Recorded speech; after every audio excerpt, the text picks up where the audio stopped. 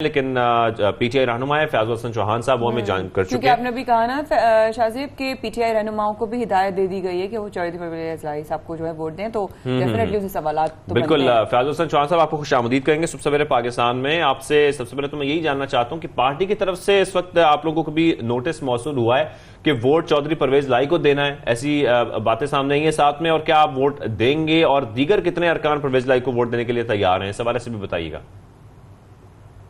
क्यों नहीं देंगे? हमारा तो ये नारा है कि सुलह हो कि जंग हो, इमरान खान के संग हो, सब हमें पसंद है, खून हो के रंग हो। और ये फयाजुल हसन चौहान का नारा पिछले 1.5 महीने से जो है वो सोशल मीडिया, इलेक्ट्रॉनिक मीडिया में गूंज रहा है। आप मुझसे पूछ रहे हैं कि इमरान खान साहब ने चौधरी परवेज इलाही साहब को नामजद किया, आप वोट देंगे या नहीं देंगे? तो जनाब वोट देंगे, गज वज के देंगे, और सारे पार्लिमानी पार्टी हमारी इंशाल्लाह देगी। और जो लोग नहीं देंगे वो इंशाल्लाह डिफेक्शन क्लास के दायरे के अंदर आते हुए नाअहल और डीसीट होंगे। फयाज साहब ये तो बता दें कि जो कुछ भी पंजाब असेंबली में हुआ, क्या वो आपकी नजर में, आप पहले पता जिम्मेदार कौन है? पहले तो मुझे एक बात बताएं, जिम्मेदार कौन है? दूसरा ये कि अरकान के खिलाफ जो है वो कानून के मुताबिक आपकी नजर में क्या कार्रवाई हो सकती है? देखिए, परसों जो पंजाब असम्बली के अंदर हुआ, ये दूसरी दफ़ा नून लीग ने हमजा शहबाज की क़यादत में गुंडागर्दी, बदमाशी, फस्तायत, नाजी इज़्म का सबूत दिया है। पहले शुरू में आपको याद होगा, पहले 3 महीनों की बात है जब हमजा शहबाज ने अपनी क़यादत में जो है वो असम्बली के अंदर तोड़ फोड़ करवाई थी, पुरानी असम्बली हॉल के अंदर।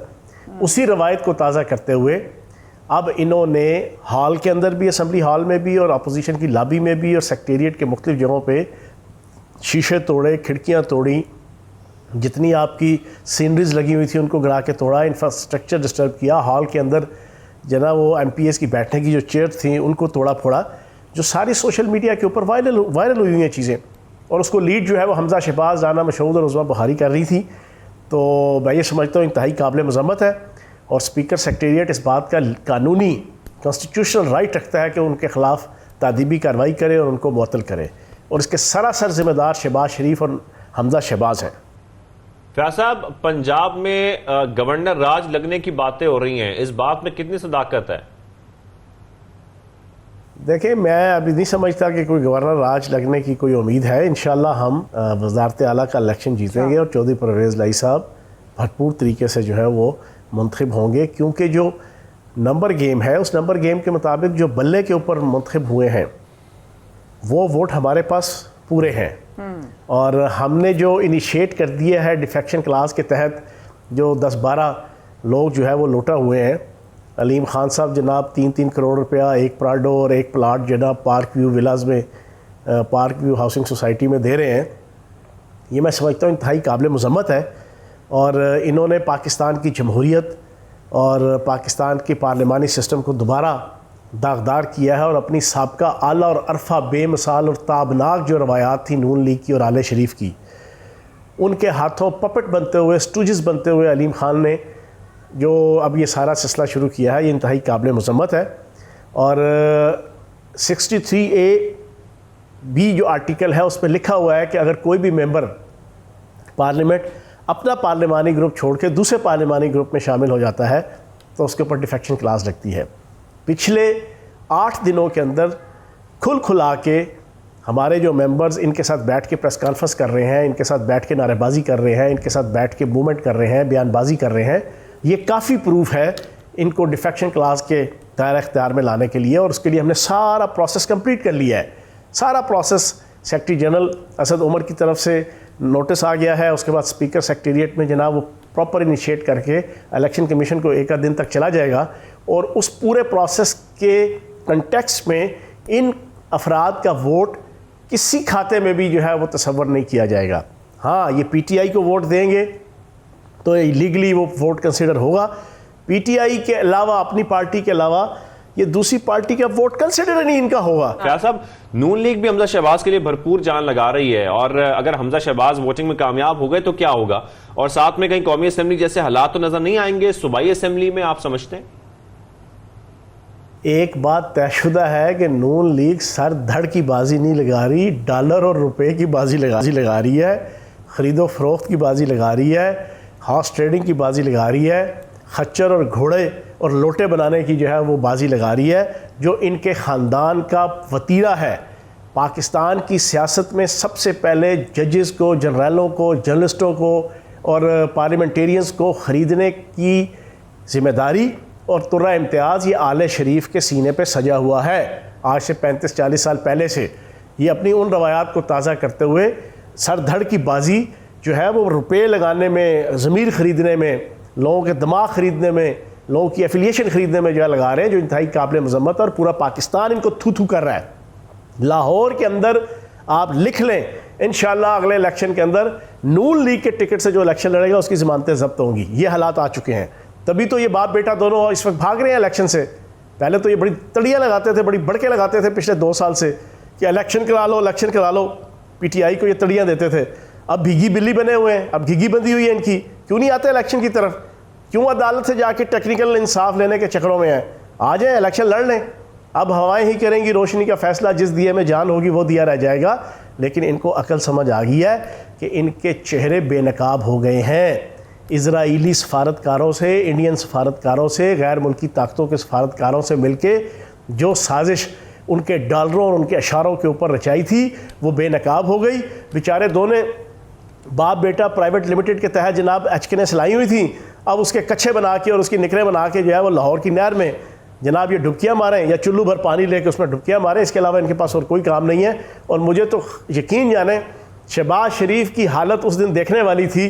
उस दिन साहब बहादुर आए थे जनाब वजारत उज़्मा का ख्वाब लेकर असम्बली हाल के अंदर, और जब गए थे तो साबिक MNA बन के गए थे, ठीक है ना।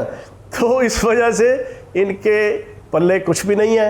अब इलेक्शन होगा और अगर खुदा न खास्ता कोई ऐसी चीज़ होती है तो हमारे पास प्लान B और C मौजूद है। इनको HK नहीं पहनने देंगे इंशाल्लाह, बेगम रहे। अगला सवाल है कि अगर असम्बली तहवील होने के बाद की बात करते हैं तो इमरान खान साहब ने PTI के रहनुमाओं को क्या हिदायत दी है इलेक्शन की तैयारी से पहले, जरा ये भी बताइएगा प्लीज। देखें, इमरान खान साहब ने कल गवर्नर हाउस में क्लियर कट कहा कि जो MNA MPAs मेरे साथ इस मुश्किल वक्त में खड़े हुए हैं उनके टिकट फाइनल और कंफर्म है, और इंशाल्लाह आवाम उन तमाम MNA MPAs को अपना हीरो बना के अपने सर पे बैठाएगी और अगले इलेक्शन में इमरान खान साहब 2/3 मेजॉरिटी के साथ वज़ीर आज़म बनेंगे। किसी किस्म के किसी इत्तेहादी, किसी किस्म की ब्लैकमेलिंग, किसी किस्म की मजबूरी का शिकार नहीं होंगे, और पाकिस्तान की और इस्लाम की सरबुलंदी के लिए और पाकिस्तान की खुददारी और गैरत, सर्वाइवल और बका के लिए एक बेमिसाल और ताबनाक इंशाल्लाह अपना किरदार अदा करेंगे, जो सारी दुनिया इंशाल्लाह देखेगी। अच्छा फयाज साहब, ये बताएं, मौजूदा दौरे हुकूमत में PTI को इत्तेहादियों के साथ चलना पड़ा, मजबूरी थी, लेकिन आपको क्या लगता है आने वाले इलेक्शन में आप लोगों को इतनी अक्सरियत मिल जाएगी कि इत्तेहादियों की जरूरत ना पड़े, या तब भी इत्तेहादियों की जरूरत ही पड़ेगी हुकूमत बनाने के लिए? आपके सामने KPK के दूसरा मरहला बलदियाती इलेक्शन का वो आपके सामने है। और आपके प्रोग्राम की वसातत से पूरी पाकिस्तानी कौम को मैं बता दूं कि 2015 का लोकल बॉडी का इलेक्शन और 2018 का जनरल इलेक्शन हम पाँचवें नंबर पे थे इन तमाम अजला में। मालाकंड डिवीज़न, मानसरा डिवीज़न, एबटाबाद डिवीज़न और मानसरा डिवीज़न नून लीग का गढ़ था। इन दोनों इलेक्शंस के रिजल्ट की मैं तनाजुर में मैं बात कर रहा हूँ, हवाई बात नहीं कर रहा। और मालाकंड डिवीज़न ये सारा जमात इस्लामी, JUI और नून ANP का गढ़ था। अब इलेक्शन हुआ है, 70% वोट आवाम ने PTI को दिया है। 100 में से 70 वोट।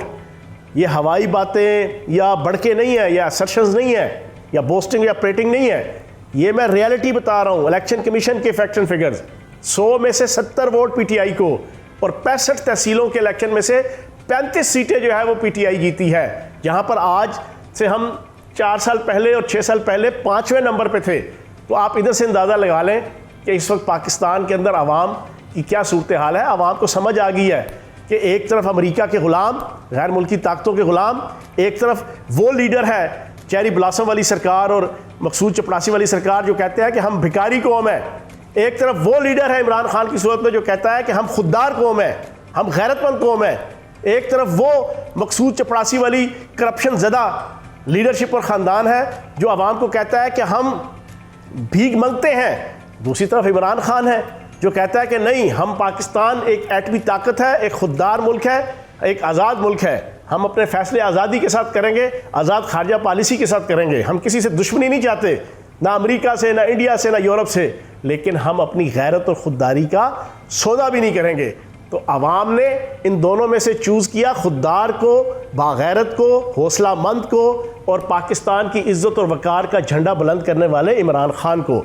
आपको अगले इलेक्शन में नजर आ जाएगा इंशाल्लाह। अच्छा फैज साहब, अभी आपने जिक्र किया ऑब्वियसली कि जो इस वक्त साथ खड़े हैं इमरान खान साहब के, वो आगे हीरो की तरह नजर आएंगे। हीरोज की बहुत जो है वो रिस्पॉन्सिबिलिटी होती है, और वील सी इंशाल्लाह कि they have to practise what they preach as well. But आप सवाल अगर करते हैं सुप्रीम कोर्ट से, किस फैसले की और क्या फैसले की उम्मीद है?